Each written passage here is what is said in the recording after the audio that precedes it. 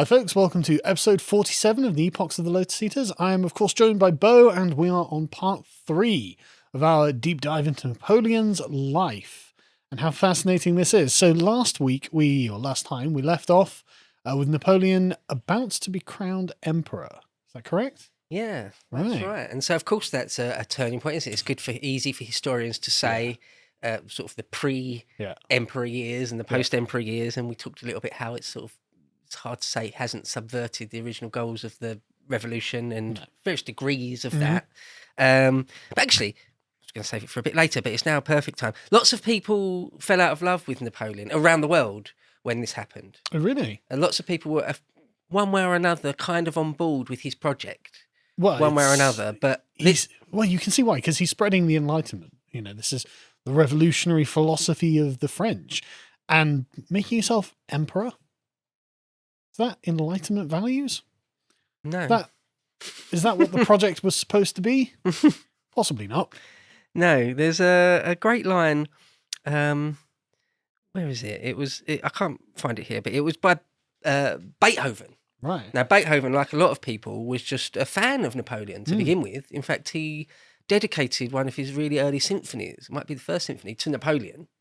And then when Napoleon crowned himself emperor, apparently Beethoven crossed it out. Yeah. It's one thing being first consul.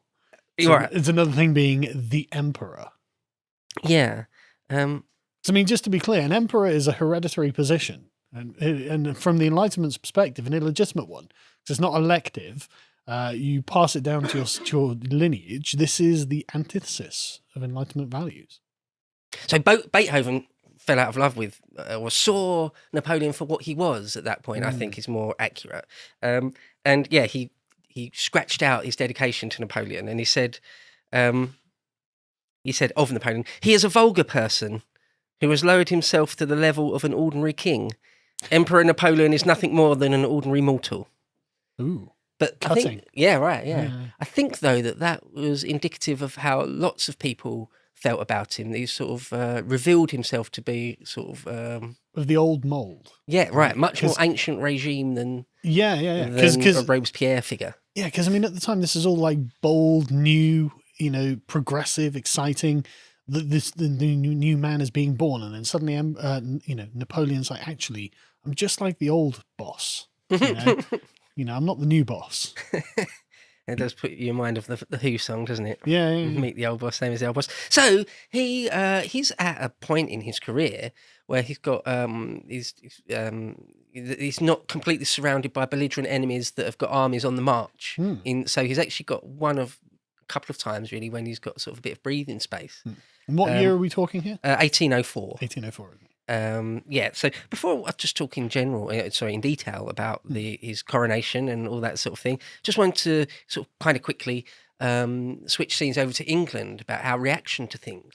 Before we do, so the French Revolution is 1789, and Napoleon first comes on the scene in what? 96, is it, or 97? Yeah. And so it's been a really short period of time. Yeah. Like historically. It's a very, very short period of time that this corporal becomes the emperor.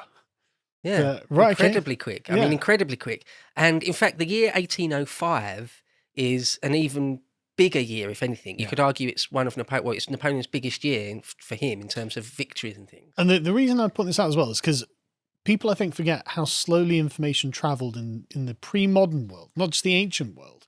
Like, you find out about something that happened this morning on social media in the afternoon, but they might take weeks or months to discover that X has happened. And so when information travels that slowly, 15 years is a very rapid space of time to come from, overthrow all kings to the emperor of the Enlightenment. Yeah, no, absolutely. Absolutely, that's the thing. And especially when, we're not going to talk much about America, but when news has to travel across the Atlantic, or if you want to get news from Canton or India or the Cape, it's weeks and weeks or a few months before it gets back to London or Paris or whatever it is. It's amazing that global empires could be sustained in this time, frankly. Yeah. I was listening to Will Durant. Will Durant is great. It's fantastic. And he was saying how Napoleon crammed 100 years of events into 20. Because he'll cram a week into a day. And he was extremely hardworking. He's always busy.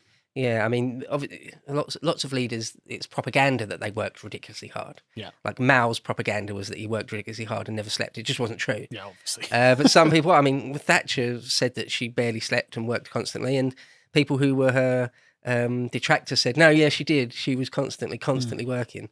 Well, it's not quite the same with Bojo, is it? Yeah. Same as Caesar and things. Constantly, right. Yeah. But you get those figures, Napoleon don't you? Was a hard worker. Yeah. Okay, so what's going on in England? So the implacable ancient foe, and they were his bitterest foe. Yes. I mean, apparently, even on St Helena, he in his last days and things, spoiler alert. His feelings towards a lot of his enemies died down, and he became a bit more relaxed, chilled out about it. But not England. Of course, he remained very bitter about England to his last breath. But we, of course, had hoped we would have done away with him by this point, or we'd hoped the French government would have collapsed like they kept doing. Yeah. We'll have a new one. Yeah. But he didn't because, well, he's who he is. And so our politics started not exactly falling apart, but we had, so Pitt the Younger was Prime Minister for a long time, from like the early 80s, 1780s, for nearly 20 odd years there. Then he was ousted for a couple of years, and then he came back for 2 years. Between, 1803, 04, 05, those years, he was back again for sort of a swan song, because then he died. But I've got a quote here from Sir Charles Oman, which sums it up. It says, quote, "It was always England that stood between him, Napoleon, and complete success. Hence it came that he honoured her with a venomous hatred such as he never bestowed on any other foe. It may be said with much truth that all his whole career after 1803 was a crusade against England, and that all his actions were directed to secure her ruin." So that says it all, because like I say, we if the Prussians and the Russians weren't really in a position to do anything concrete against Napoleon, we'd just pay them to do it. Yeah. We'd make it happen. Yeah. There's a couple of other quotes which perhaps you'd have read the other time when we were talking about how he had loads of men lined up in and around Boulogne, just ready to bounce across the channel if and when he could, but he needed to open the channel first, and so it gets us to. Oh, sorry, I should talk about his coronation a bit before we get on to Trafalgar, because it is later. Maybe. Yeah, we have to mention it. I mean, it seems significant. Yeah. Because, I mean, I've seen the painting of Napoleon in his regalia, and it's like, Yeah, so he decided... Strange aesthetic clash. Yeah. He puts that big N in the middle of things. It's sort of... I wonder what a modern psychologist would think. Oh, is there a thing called like the Napoleon complex or something, where you just you're a short, inconsequential man who has to prove himself excessively, and sort of just dreams that they're sort of the master of the world. I suppose he would sort of had hoped that. I mean, one of the lines, I think I said it in the last one, was that if I can open the channel for 6 hours, I'll be master of the world. Another quote, just real quick, from Napoleon said that wherever I went, I found the Royal Navy. That must have been so infuriating. But one thing I would say, a quick quote here, is that when Britain realised that what Napoleon was doing, because there was a couple of years there where he'd stationed tons and tons of guys in northern France, so we know what's going on, we've got spies. But in that time, Sir Charles Oman tells us, quote, "The dockyards of Britain were worked with such zeal and speed that 166 new vessels were added to the Navy before the year was over." Wow. So we realised what was going on and did something about it, sort of thing. Okay, but so he's getting coronated, as we said in the last one as well, that it's just nothing's enough for him. Being first consul, which is king in all but name, completely unassailable political position, it seems, that wasn't enough. That just wasn't enough. So Sir Charles Oman tells us, quote, "In the spring of 1804, an abortive royalist conspiracy against him was detected, and he took advantage of it to assume a higher and more and firmer position in the state than that of First Consul. Accordingly, his servile Senate requested him to accept the title of Emperor. In May 1804, he forced the Pope, who stood in mortal dread of annexation, to come up to Paris and preside at his coronation, a great and costly pageant which marked the end of even the shadow of liberty in France. Bonaparte assumed the title of Napoleon I, thus marking his own strange Christian name as for the first time since history began." End quote. So there's the thing about the Pope there. I'm sorry. Well, that's literally taking on the characterization of the kings, isn't it? Yeah, it's King Louis XIV, King Louis XV, blah, blah, blah. So he's Napoleon I. So, I mean, he may as well be just saying, well, I'm entering myself into the annals of royalty in France. Yeah. Not very progressive. Yeah, well, he actually sort of dethrones kings and princes and puts his brothers all over the place. Oh, yeah, so not just in France, elsewhere in Europe. He wants the Bonaparte family to be as prestigious as the Habsburgs or more even. Yeah, he wants it to be a real dynasty. Yeah. You know, he expects his son later, because he gets divorced and remarried and has a son. He wants his son to inherit everything, you know, just like a monarch, just like any hereditary monarchy. So apparently this coronation there was an extreme pomp and ceremony. I can only imagine. Yeah, and it was in Notre Dame, and it was with all regalia possible. And one of the things, because, you know, we mentioned in the last one as well, that Napoleon's had a grand scheme of making a rapprochement with the church.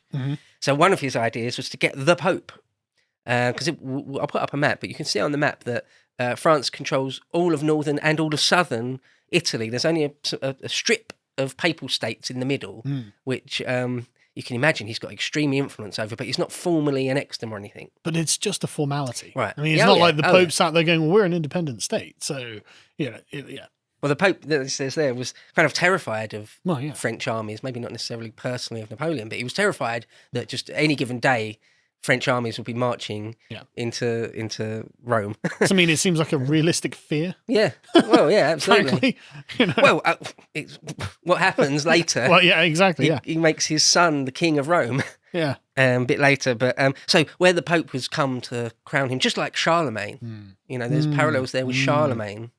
But actually, just mentioned super quick, one of the things Charlemagne allowed the Pope to crown him, and later in his life, the Pope said, you know, I bestowed royalty upon you. I stand above you. The papal crown, the papal diadem is above your crown. And it caused problems, all sorts of problems. Well, yeah. So Napoleon didn't allow that. He took the crown of France from the Pope and put it on his own head. Oh, really? So the symbolism of that, you know, can't be missed. Yeah, because normally the Pope would be the one putting the crown on. I mean, even the English monarch, it's the Archduke of Canterbury, puts the crown Archbishop of Canterbury, rather, puts the crown on, so to have a monarch physically take the crown and put it on his own head. God, Napoleon's ego just knows no bounds, does it? There's literally, I am the greatest thing in all of human history above God and his representative on earth. Thank you very much. Yeah, and then he then takes the empress's crown and places it himself on Josephine's head. But this is so symbolic of the Enlightenment generally. The idea that the character of the Enlightenment can be embodied in Napoleon is actually quite striking. This total lack of respect for anything not of its own making. You know, it's like, if you're not, you know, I don't respect anything that came before me. Essentially, this is year zero. Everything begins with me and ends with me. I'm the ultimate arbiter. If something traditional is to exist, it exists at my pleasure. You know, this is a brutal, like, worldview. And Napoleon embodies it completely here. Yeah. It's mad. Yeah, it's almost perfect, isn't it? Yeah. When people say things long before the Napoleonic era, people say things like, "Oh, well, revolutions can lead," or things that, like, even in the ancient world, democracies can lead to a demagogue, which will lead to an autocrat, which will lead to blah blah blah blah. Napoleon couldn't be a more perfect example of it in a way. Yeah. It's mad. It's absolutely mad. But there's very famous, like, among Napoleon's most famous line, I think he said about the whole thing. He said, quote, "I dethroned no one.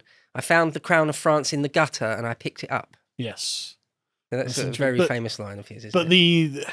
Again, you say that, but you're a part of the intellectual movement that killed the king and dethroned the monarchy as an institution, you know? And so, again, Michael Oakeshott's got a great way of looking at it. It's like everything about sort of the rationalistic politics of the Enlightenment acts as if it's always year zero and every man is a self-made man. You know, Napoleon being like, well, I just turned up, I just found a crown of France, I just put it on. It's like, no, you are exactly part of the process. You know, you can't say you owe nothing to the events that came before you, you know, to allow you to rise through the ranks, to allow you to see the crown in the gutter. and it is all the politics you played into your entire career, and you were acting as if nothing that came before had any influence on your status and ability. It's all a lie, is what is being said there, you know, and it's arrogant, it's hubristic. It's saying, I owe nothing to those people who came before me, and I owe nothing to those people who come after me, because they won't even understand that there was a process here. They'll see themselves at year zero as self-made men, you know, as if it's always now and never then or will be. And it's mad the way that they view the world. And in contrast to this, and we'll get to England in a second, I suppose. In contrast to this, you have the sort of Burkean English who, I mean, Burke's literally like, look, Rousseau has made no inroads with us. You know, we don't care. We've got old traditions and, you know, unthinking ways of doing things, our prejudices, and we like them, and we're going to keep them. And ironically, we're going to win. You know, you might be very, very clever, self-made men, but we're not self-made men. You know, we're the carriers of a great tradition, and we are, you know, doing this. And this is what leads us to the victory in the end, incidentally. Right, yeah. I think Napoleon, it's kind of obvious to say, I suppose, but there's certain people throughout history that, well, I've already said it, in fact, it's just nothing's ever enough. And that everything has to revolve around them, but to an absurd degree, though. I'm thinking of maybe someone like Domitian or Nero or Stalin or something. Not an ounce of credit to anyone else. It's all me. And, well, yeah, Napoleon seems to be very much in that mould, doesn't he? But Napoleon is literally the Enlightenment writ large, though. You know, pretending that he owes nothing to anyone else, pretending he's a self-made man at year zero, and all this. Everything begins and ends with him, and none of that is true.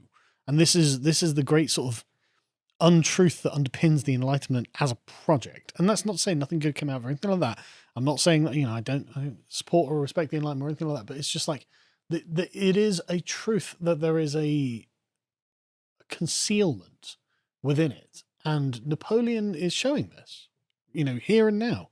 You know? But anyway, sorry, I'll let you carry on with the narrative. Yeah, no, well, I mean, so we'll have to get his grand plan was to invade Britain. Yes, because he knew that we were his first enemy. Yes, but it's that classic thing that the Royal Navy controlled the Channel, so he had to come up with a plan to deal with that. And we had those sort of various Pitt and Addington governments, but we're just about able to keep the policy that we would remain vigilant against France. Seems wise. Yeah, right. Yeah. Have just self-interest, if nothing else. I think already people, at least if they didn't completely understand, they were starting to understand that Napoleon just would never, you could never trust him. He would never be trustworthy. So any peace with him would be some sort of dodgy hiatus between wars rather than anything else. I mean, he's got a deep animus against Britain, and he's always looking for a moment of weakness. Like I said, 6 hours and I can get across the channel. Exactly. Look, this is an implacable enemy. So he hadn't annexed Spain or anything yet, because we're going to talk all about the Peninsular War in another Epochs, because it's so important all in itself. And it's a bit later. It's not until sort of 1807, 1808 it even kicks off there formally, properly. France's invasion of Portugal and Spain, and then our response to it. But even at this point, the Spanish crown is certainly on board with Napoleon. Whatever the French sort of ask them to do, they're sort of obliged to do. I mean, they're kind of a second-rate power. Well, yeah, absolutely. By this point. And their monarchy is super weak. When did they lose their empire? They've lost their empire by now. Well, it depends how you say it. Not entirely, no. There's still bits and bobs. I mean, they still controlled Florida. Oh, do they? At this point. Right, okay. Yeah, but however, it's all super shaky. I mean, there's like New Spain, which is Mexico. Yeah. Or sort of Mesoamerica. And it's not too many years after what we're going to talk about where all of that has to be completely given up. And the monarchy of Spain is superseded. Napoleon puts his oldest brother, Joseph, on the throne. Right. Does away. They had some sort of quisling minister that the King of Spain, who was sort of an inbred imbecile, couldn't do without. Literally wouldn't sit down to dinner unless he was next to him. It was a really weird relationship. But we'll get, and his first minister dude was not competent. So it all collapses for Spain in a few years' time. A degenerative empire. Collapse. France is the lodestone of power and glory in Europe at this point. Oh yeah, absolutely. To watch the full video, please become a premium member at lotuseaters.com.